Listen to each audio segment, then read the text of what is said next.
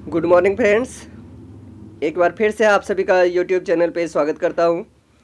Generous academy YouTube channel पे स्वागत करता हूँ और आज मैं फिर से लेके आया हूँ ओल्ड एनसीईआरटी सीरीज़ के अंतर्गत क्लास 6 के अध्याय 4, तो जो कि सभी प्रतियोगी परीक्षाओं के लिए महत्वपूर्ण है।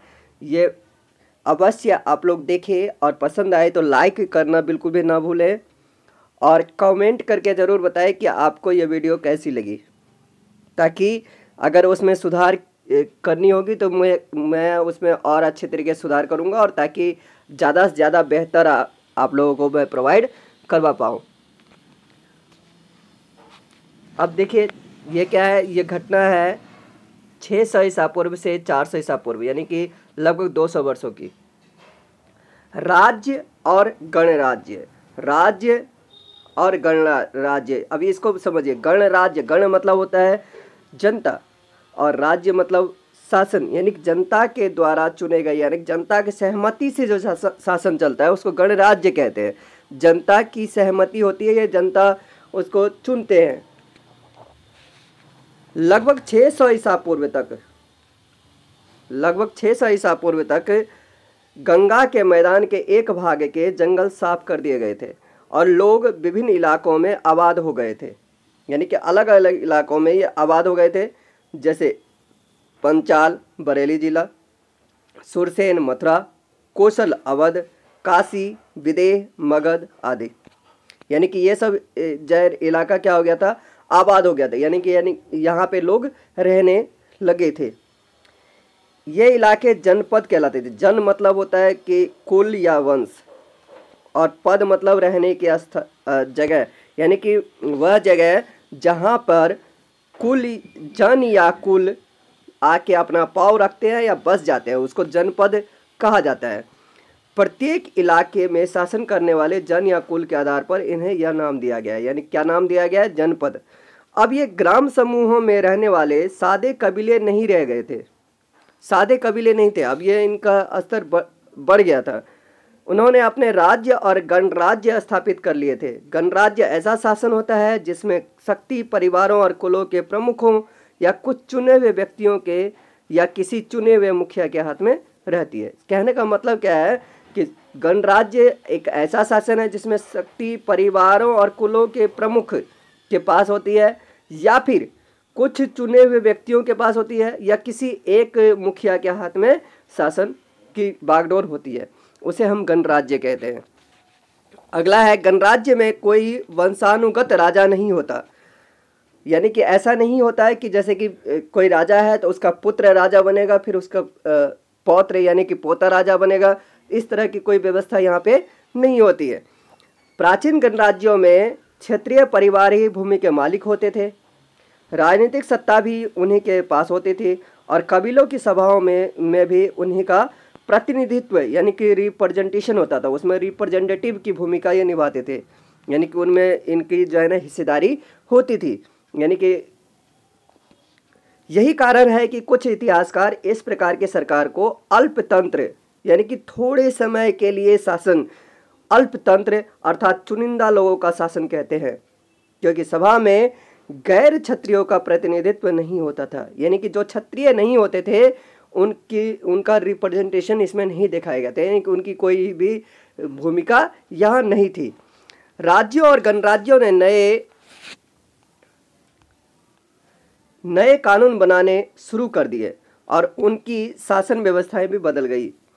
शाक्य और लिच्छवी वंशों के अपने प्रसिद्ध गणराज्य थे। शाक्य और लिच्छवी के गणराज्य थे, वे इनके इलाके आजकल के उत्तरी बिहार में। सबसे शक्तिशाली राज्य थे गंगा की घाटी में कौशल मगध और वत्स। कौशल मगध और वत्स कहाँ थे ये, गंगा घाटी में, यानी गंगा के किनारे। एक अन्य शक्तिशाली राज्य था अवंती, जिसका केंद्र कौन सा था, उज्जैनी, जिसको आजकल हम क्या कहते हैं, उज्जैन कहते हैं। जो राज्य और गणराज्य अधिक शक्तिशाली थे उन्हें प्रायः महाजनपद कहा जाता है था। मतलब जनपद मतलब तो समझ गए, जन या कुल जहाँ पे रहते हैं, और जो शक्तिशाली हो गया जो बड़ा होता था, शक्तिशाली होता था, उसे हम महाजनपद उसे कहा गया। ये राज्य आपस में लगातार लड़ते रहते थे क्योंकि ये अपने अपने क्षेत्रों का विस्तार या नदियों पर अधिकार जमाना चाहते थे, यानी कि ये अपना अधिकार चाहते थे। अंत में मगध सबसे शक्तिशाली राज्य हो गया।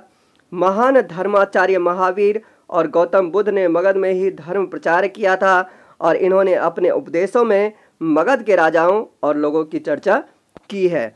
तो आइए हम पहले देखते हैं कुछ महाजनपद को इस मानचित्र में। तो देखिए, जैसे कि अब ये यहाँ पे देखिए गांधार है, कुरु है, ये सब महाजनपद थे। पांचाल, सुरसेन, मत्स्य, अवंती, चेदी, वत्स, उसके बाद आप इधर आ जाओ, काशी, विदेह, कौशल, ठीक है, मल्ल और मगध, अंग, शाक्य, लिच्छवी, अस्मक, ठीक है। तो ये कुछ जो है ना महत्वपूर्ण महाजनपद थे। अब उसके बाद अब हम सबसे जो शक्तिशाली महाजनपद थे उसके बारे में हम चर्चा करते हैं, जो कि था मगध राज्य। लगभग 542 ईसा पूर्व में बिंबिसार मगध का राजा हुआ। उसने विभिन्न उपायों से इसे एक शक्तिशाली राज्य बना दिया, यानी कि अलग अलग उपाय से, जिसमें कि या तो कुछ क्षेत्रों को इन्होंने जीता या फिर पड़ोसी राज परिवार के राजकुमारियों से विवाह संबंध जोड़ा। तब ये शासक उसके मित्र बन गए, क्योंकि जब संबंधी हो गए तो मित्र हो जाएगा। मगध राज्य आजकल छोटा नागपुर क्षेत्र है, जो कि अब जो है ना कहाँ है, झारखंड में इस समय यह क्षेत्र पड़ता है। बहुत अधिक कच्चा लोहा यहाँ पे मिलता था। हथियारों और औजारों के लिए उस समय इस धातु का बड़ा महत्व था। अब जमीन को साफ करने तथा उसे जोतने के लिए और साथ ही अन्य शिल्पों में इस्तेमाल होने वाले औजार बनाने के लिए लोहे का बड़े पैमाने पर इस्तेमाल होता था, यानी व्यापक इस्तेमाल होता था। उसका इस्तेमाल बढ़ गया। इससे मगध की शक्ति और संपत्ति में वृद्धि हो गई। गंगा के मैदान का अधिकांश व्यापार नदियों के रास्ते होता था। नौकाएं एक स्थान से दूसरे स्थान को माल ढोती थी, यानी कि नौकाओं के द्वारा माल की ढुलाई होते थे, यानी जल मार्ग के द्वारा। शीघ्र ही नदी पर मगध का अधिकार हो गया। मगध के दक्षिण पूर्व में अंगराज्य था। इसकी राजधानी आज जो भागलपुर है। आधुनिक समय में बिहार में एक जिला है भागलपुर, तो अंग की राजधानी था वहीं पे, राजधानी वहीं पे थी। बिंबिसार ने अंग राज्य को जीत लिया। अंग राज्य में गंगा के तट पर चंपा एक प्रसिद्ध बंदरगाह था। अब अंग की बात आती है तो अंग का राजा अंग प्रदेश दुर्योधन ने कर्ण को दिया था महाभारत काल में। अगर महाभारत आप लोग देखे होंगे तो आपने उसमें देखा होगा कि अंग प्रदेश के राजा बना दिया गया था। किसको? कर्ण को। ये उस समय की बात है जब सारे कौरव और पांडव जितने भी राजकुमार थे ये अपनी जन युद्ध कौशल दिखा रहे थे। मतलब एक तरीके से लोगों का मनोरंजन भी कर रहे थे और साथ में युद्ध कौशल दिखा रहे थे। तो उस समय में कर्ण आया, तो कर्ण को जन लोगों ने जब कहा सूतपुत्र है, सूत्रपुत्र किसी राजकुमार से नहीं लड़ सकता है, तो उस समय में क्या किया था दुर्योधन ने, उसे अंग प्रदेश का राजा बना दिया था। तो ये वही अंग की बात है। तो यहाँ की राजधानी अभी जो है ना, जो जहाँ पे भागलपुर है वो भागलपुर है उसकी राजधानी। तो बिंबिसार जिसने मगध राज्य की स्थापना की थी, उन्होंने अंग को जीत लिया और अंग राज्य में गंगा के तट पर चंपा एक प्रसिद्ध बंदरगाह था। वहाँ से जहाँ से जहाज गंगा के मुहाने तक यानी गंगा के किनारे तक और आगे पूर्वी समुद्री तट के साथ साथ दक्षिण भारत को जाते थे। दक्षिण भारत से यह जहाज मसाले और मणि माणिक्य लेकर लौटते थे, जिससे मगध धनवान बन गया। अब देखिए अभी तक हमने पढ़ा बिंबिसार के बारे में। अब बिंबिसार के बारे में जो है ना, और आगे देखते हैं हम क्या है कि बिंबिसार मगध का अच्छा शासन किया। उसकी मदद के लिए सलाहकारों की एक समिति थी। उसने गांवों के मुखियों को सीधे उससे मिलने की अनुमति दे रखी थी। क्यों दे रखी थी? क्योंकि वह जानना चाहता था कि उसकी प्रजा क्या चाहती है। यदि उसका कोई पदाधिकारी ठीक से काम नहीं करता तो वह उसे दंड देता था। उसने विभिन्न शहरों और गांवों को आपस में जोड़ने के लिए सड़कें बनवाई और नदियों पर पुल बनवाए। इसके बाद आगे देखिए कि राज्य की दशा स्वयं जानने के लिए उसने एक मिनट,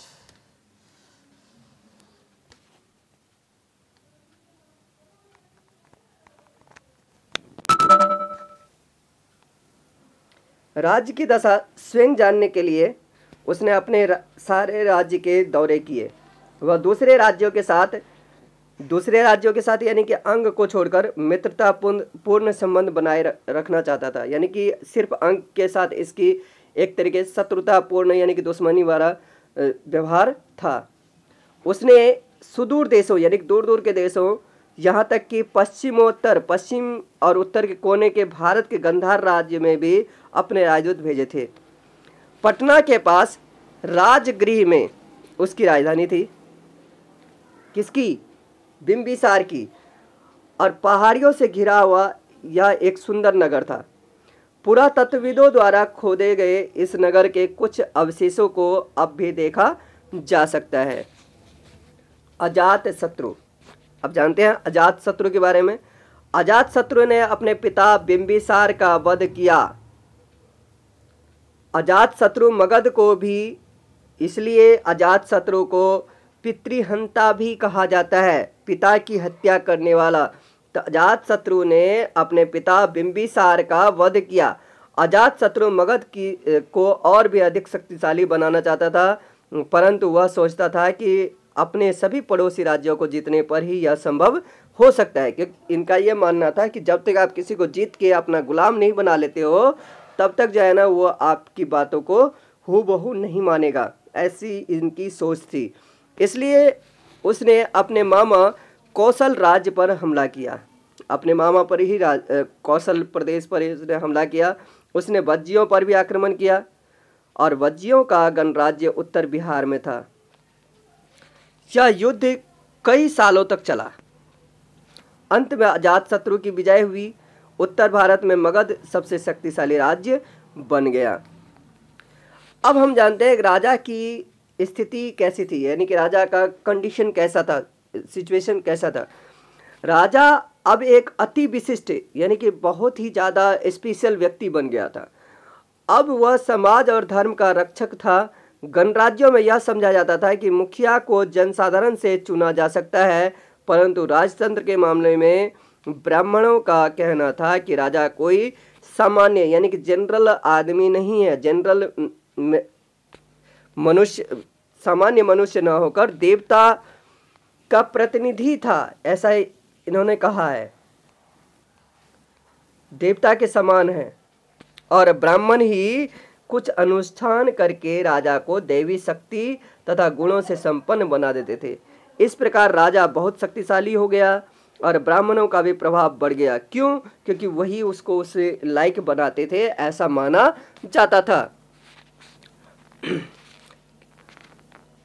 ब्राह्मणों का प्रभाव बढ़ गया क्योंकि वे राजा का सलाहकार थे, राजा के सलाहकार थे और उनके बिना राजा न तो शासन कर सकता था न ही यज्ञ अनुष्ठान।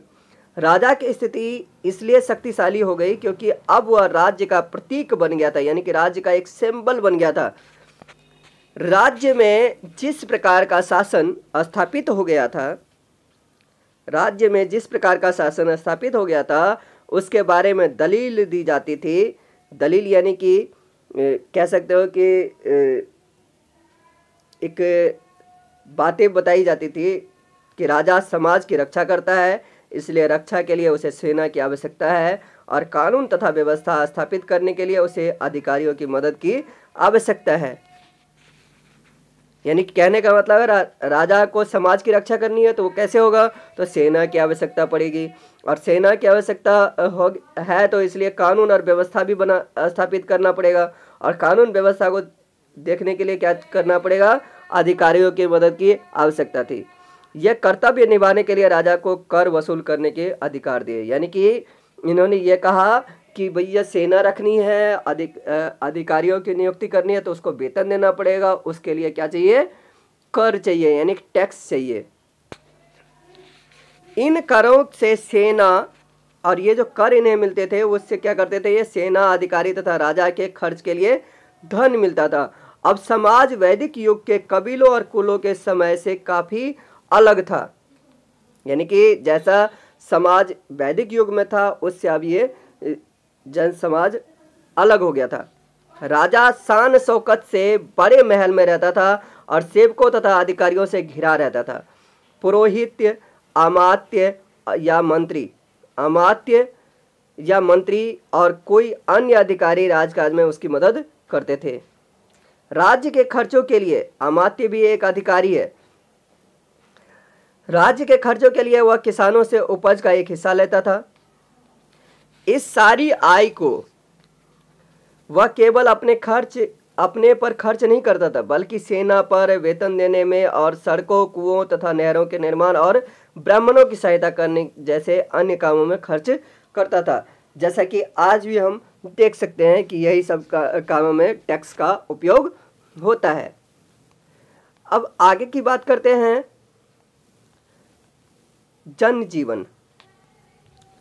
जनजीवन और करों का क्या महत्व था। चीजों का उत्पादन करने वाले सभी लोग राजा को कर देते थे।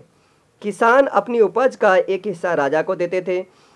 आम तौर पर यह उपज का छठा हिस्सा होता था, यानी कि 1/6। यानी कहने का मतलब है कि अगर 6 किलो अनाज है तो उसमें से 1 किलो राजा के हिस्से में टैक्स के रूप में जाता था। धातु कर्मकार राजा के लिए मुफ्त औजार बनाते थे, जिसको लोहार कह सकते हो आप।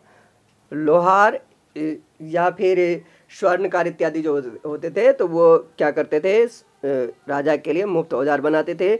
बड़े ही राजा के लिए मुफ्त में रथ बनाते थे, यानी कि उससे पैसा नहीं लेता था। बुनकर कपड़े की एक निश्चित मात्रा राजा को बिना मूल्य देते थे। शुरू में कर वस्तुओं के रूप में इकट्ठा किया जाता था, अर्थात लोगों द्वारा तैयार की गई चीज़ों के रूप में, और कहीं वही चीज़ें वेतन के रूप में अधिकारियों में बांट दी जाती थी। करों का बड़ा महत्व था क्योंकि उनके बिना राजा कुछ भी नहीं कर सकता था। अगर कर नहीं मिला तो उससे वेतन नहीं दिया जाएगा, ना ही कोई विकास कार्य किए जाएंगे। न देखो, कर के बिना कुछ नहीं कर सकता था वो, ना वह सेना रख सकता था, न वह काम करवाने के लिए अधिकारी नियुक्त कर सकता था, न ही सड़कें बनवा सकता था। इसलिए कर वसूल करने के लिए वह अधिकारियों का एक दल यानी एक टीम नियुक्त करता था। और इन्हीं से कुछ अधिकारियों का यह काम था कि वे गांव-गांव जाकर प्रत्येक किसान के खेतों की पैमाइश करें। पैमाइश मतलब उसका अंदाज़ा लगाए कि भाई इसका कितना खेत है और इसकी उपज कितनी होगी। इसे वो कहते हैं पैमाइश करना। तो किसान द्वारा पैदा होने वाले अनाज का हिसाब रखें। हिसाब करके छठा हिस्सा निकाला जाता था। अगर जैसे कि 600 किलो अगर अनाज पैदा हुआ तो 100 किलो उसमें से अनाज राजा को टैक्स के रूप में जाता था। इसे किसान को राजा के लिए देना पड़ता था। छठा हिस्सा।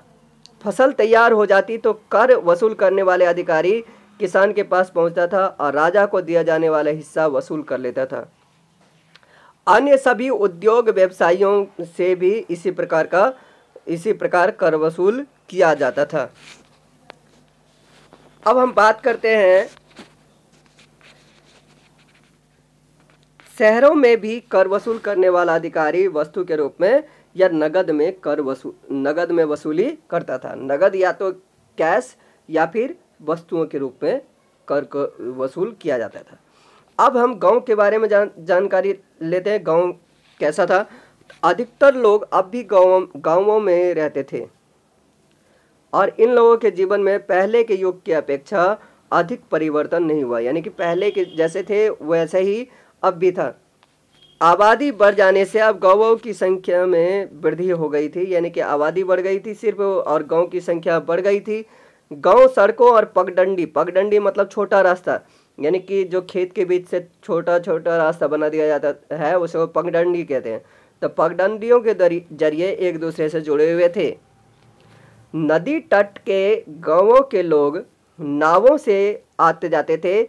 प्रत्येक गांव का एक प्रधान होता था जो ग्रामवासियों का तथा राजा के लिए काम करता था, इसलिए वह राजा और किसानों के बीच एक कड़ी के समान होता था, यानी कि एक लिंक करने वाली कड़ी के जैसा होता था। राजा कुछ गांवों तथा भूमि का मालिक होता था।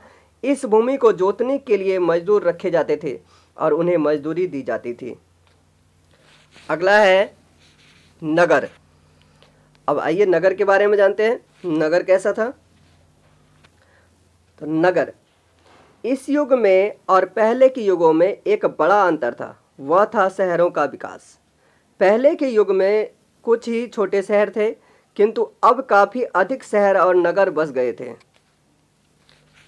इनमें से कुछ नगर बड़े महत्व के थे और पुराने ग्रंथों में इनके बारे में जानकारी मिलती है, जैसे कि उज्जैनी मालवा में, प्रतिष्ठान उत्तरी दक्कन में, भृगुकच्छ गुजरात में, भड़ोच है अभी, ताम्रलिप्ति गंगा के मुहाने की भूमि में, श्रावस्ती उत्तर प्रदेश में, चंपा वैशाली तथा राजगीर बिहार में, अयोध्या उत्तर प्रदेश में, और उसके बाद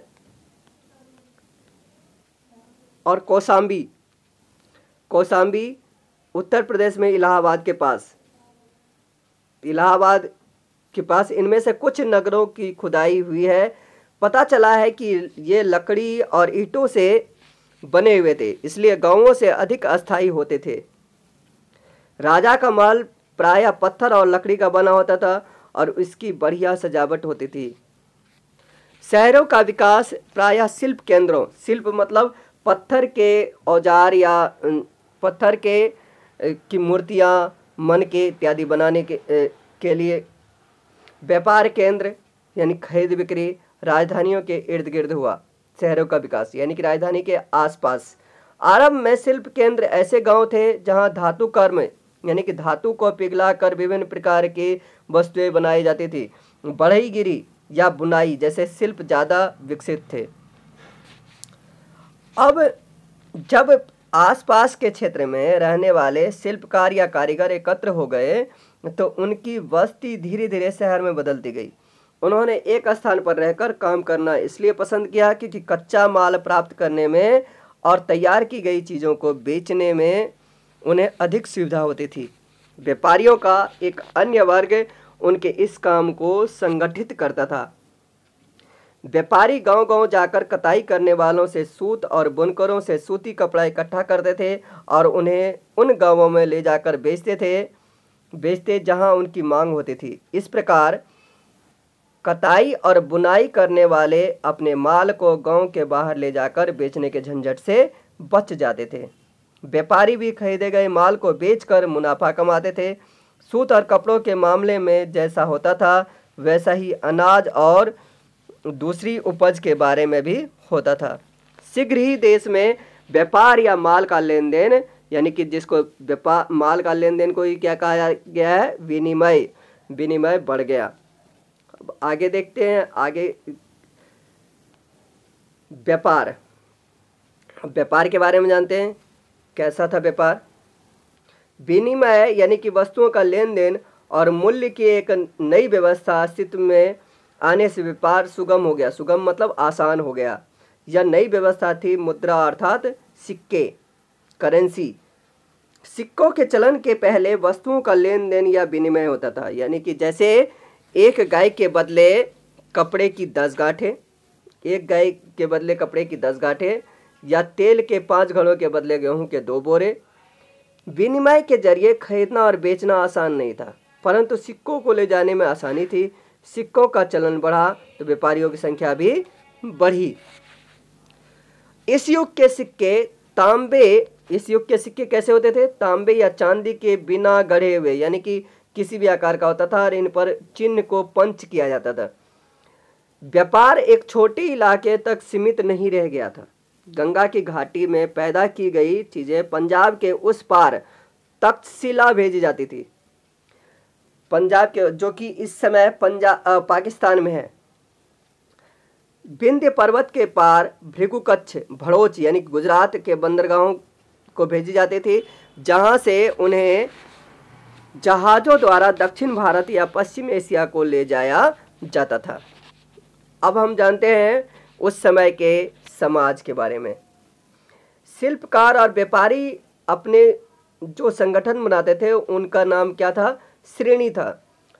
यानी कि शिल्पकार और व्यापारी के संगठन को ही श्रेणी कहते हैं। चूँकि कारीगर साथ साथ रहते थे और मिलजुल कर काम करते थे, इसलिए वे इतने अधिक घुल मिल गए कि एक जाति के रूप में समझे जाने लगे। बेटे अपने बाप का धंधा करने लगा, इसलिए जाति वंशानुगत हो गई। धीरे धीरे इनमें से प्रत्येक जाति के लिए अलग अलग कानून बन गए। इन कानूनों को ब्राह्मणों ने स्थापित किया था।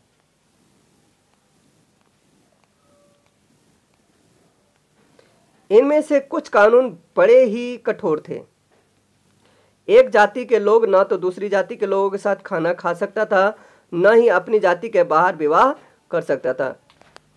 सैद्धांतिक रूप से 4 वर्ण थे। सैद्धांतिक रूप से 4 वर्ण थे: ब्राह्मण, क्षत्रिय, ब्राह्मण, क्षत्रिय,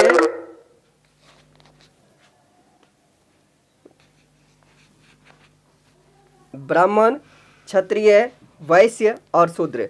ब्राह्मण, क्षत्रिय, वैश्य और शूद्र। इन चारों से अलग एक 5वां वर्ग था जो कि अछूतों का था।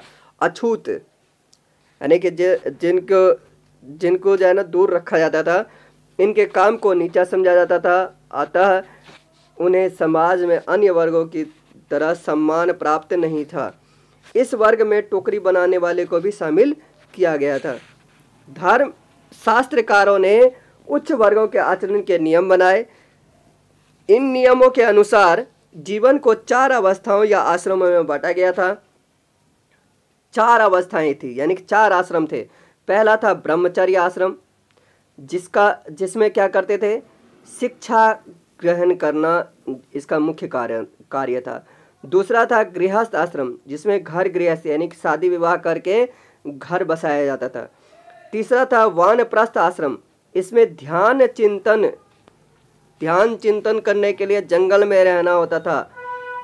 और चौथा था संन्यास आश्रम, इसमें तपस्वी और उपदेशक का जीवन बिताना पड़ता था। यह एक आदर्श व्यवस्था थी, परंतु पता नहीं कितने लोग इसका पालन करते थे।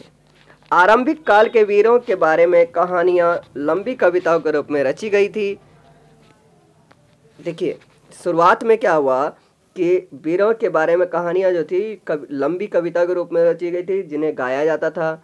ये बहुत लोकप्रिय हो गई। इनमें से कुछ कहानियों को एक साथ रखकर एक बड़ी कविता की रचना की गई और इसी बड़ी कविता को महाकाव्य कहते हैं। जैसे इसका उदाहरण है रामायण और महाभारत। रामायण और महाभारत को एक महाकाव्य कहा गया। इन कहानियों में 2 प्रमुख घटनाएं थी। इनमें से एक वनवास यानी कि जंगल में रहने के लंबे काल से, और दूसरा युद्ध के बाद अंततः अच्छे लोगों का शासन स्थापित होने से संबंधित है। जैसे कि रामायण में भी आप लोग जानते हैं कि राम को 14 वर्ष का वनवास हुआ था, जिसमें कि उन्होंने कई सारे राक्षसों का वध किया। और उसी तरीके से महाभारत में भी पांडव 12 वर्ष का वनवास और 1 वर्ष का अज्ञातवास उसको कहते हैं, जिसमें कि किसी को पता न चले कि अज्ञात हैं, यानी कि छुप कर रहे थे। नए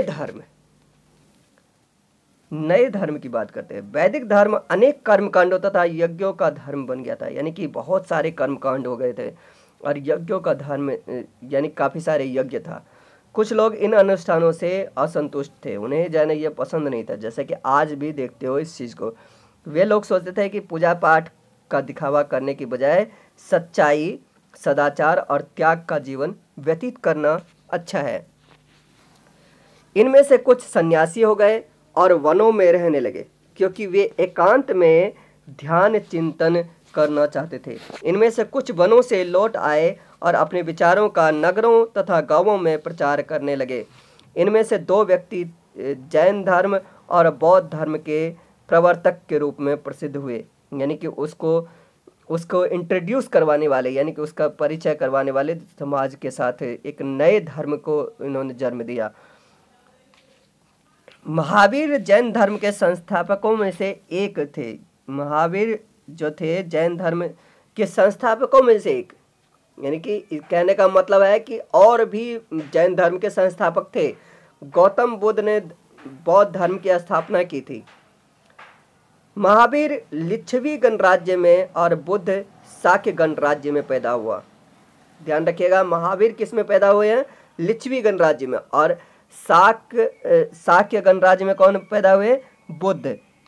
राजकुमारों की तरह उनका पालन पोषण हुआ था और सुख भोग की सभी मनचाही चीजें उन्हें आसान थी, सुलभ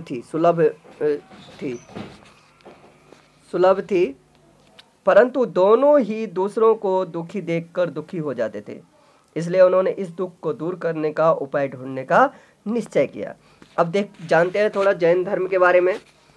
महावीर का जन्म ईसा पूर्व की 6ठी सदी में वैशाली नगर में हुआ था, यानी कि ईसा मसीह के जन्म से 500 साल पहले, यानी कि लगभग 600 साल पहले इनका जन्म हुआ था। उन्होंने घर छोड़ दिया और कई वर्षों तक जीवन से संबंधित इन प्रश्नों का हल ढूंढते हुए भटकते रहे जो उन्हें परेशान कर रहे थे। उससे वो जो है ना अलग हट गए। 12 साल के बाद उन्हें विश्वास हो गया कि उन्होंने प्रश्नों का हल खोज लिया है। उनके पहले के 23 तीर्थंकर जो इसमें उपदेशक हुए थे, उनको तीर्थंकर कहते थे। जैन धर्म के उपदेशक को तीर्थंकर कहते थे।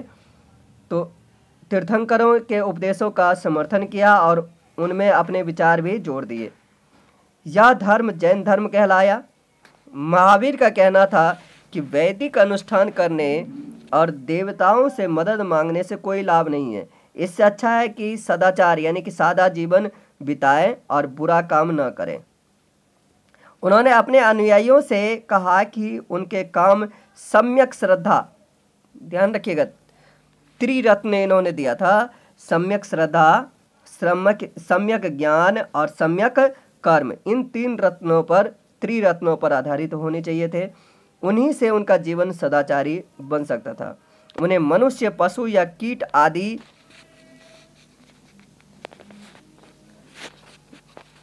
आदि किसी भी जीव की हत्या करने की क्या थी? पूरी तरीके से मनाही थी, यानी कि उसको नहीं वो कर सकते थे। और इसी को जैन अहिंसा कहा गया। हिंसा नहीं करना, यानी किसी की हत्या नहीं करना, किसी भी जीव की हत्या नहीं करना ही क्या कहलाया?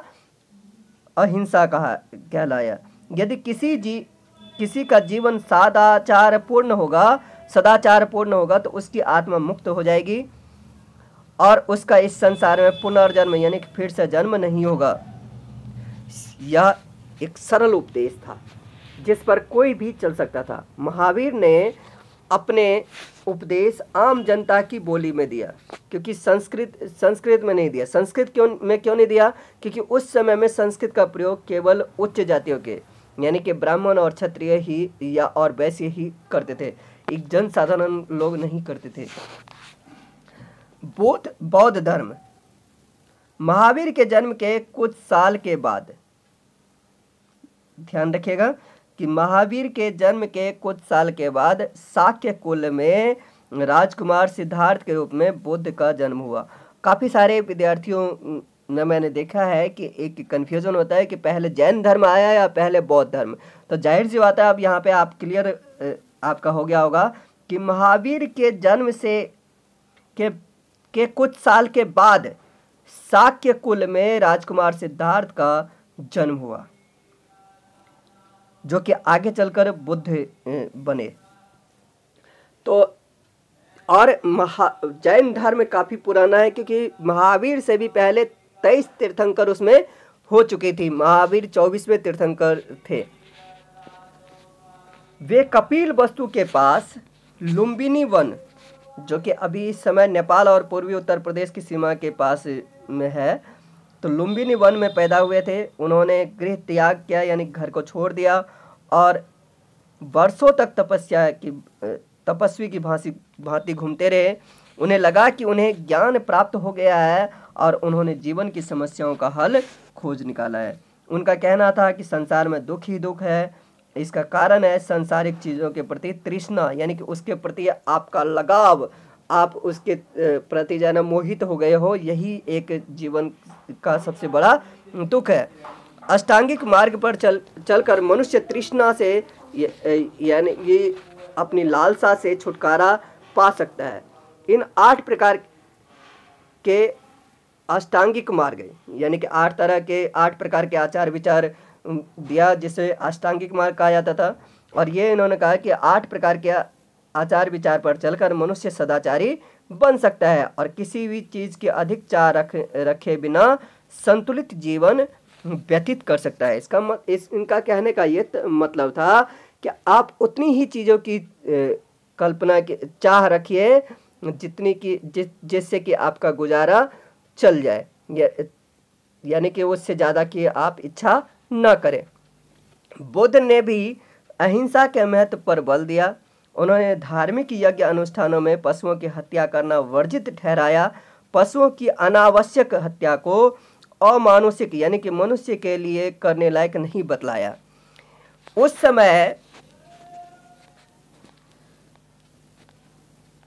समय खेती-बाड़ी के लिए पशुपालन का बड़ा महत्व था, इसलिए बिना कारण पशुओं की हत्या करना निरर्थक था, यानी कि बेकार था।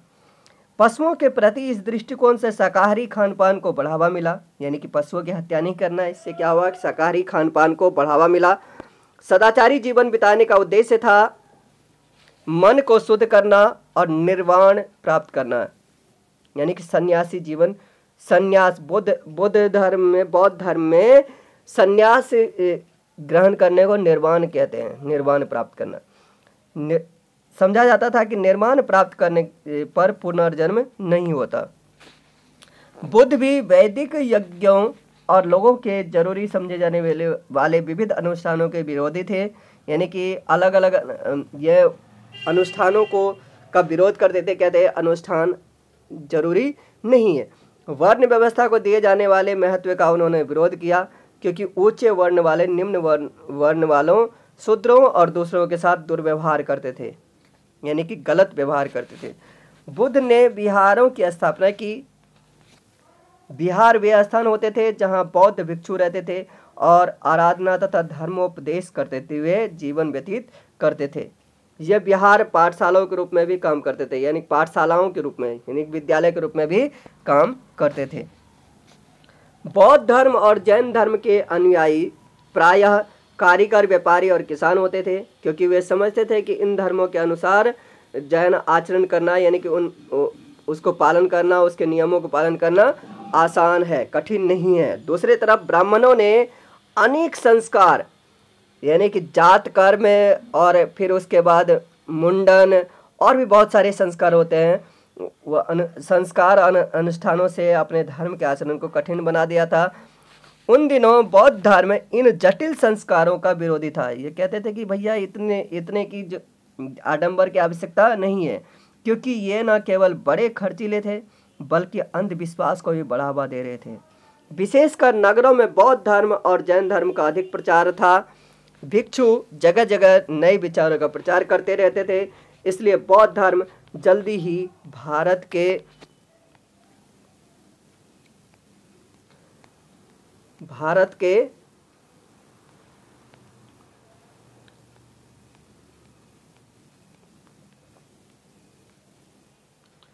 अनेक भागों में फैल गया।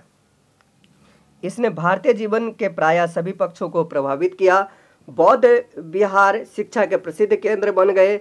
धनी व्यापारी बौद्धों को धन दान में देते थे और सुंदर स्मारक बनवाते थे। उन्हें सर्वोत्तम शिल्पों, यानी कि सबसे अच्छे शिल्पों से सजाया गया था। बाद में बौद्ध भिक्षु भारतीय संस्कृति को एशिया के दूसरे देशों में भी ले गए, जैसे मध्य एशिया, चीन, तिब्बत, दक्षिण पूर्व एशिया के देश। बौद्धों और जैनों ने अहिंसा के सिद्धांत को लोकप्रिय बना दिया। तो ये तो था पार्ट 4, और अगले वीडियो में हम जानेंगे पार्ट 5, द ओल्ड एनसीईआरटी का पार्ट 5। तब तक के लिए शुक्रिया। Have a nice day.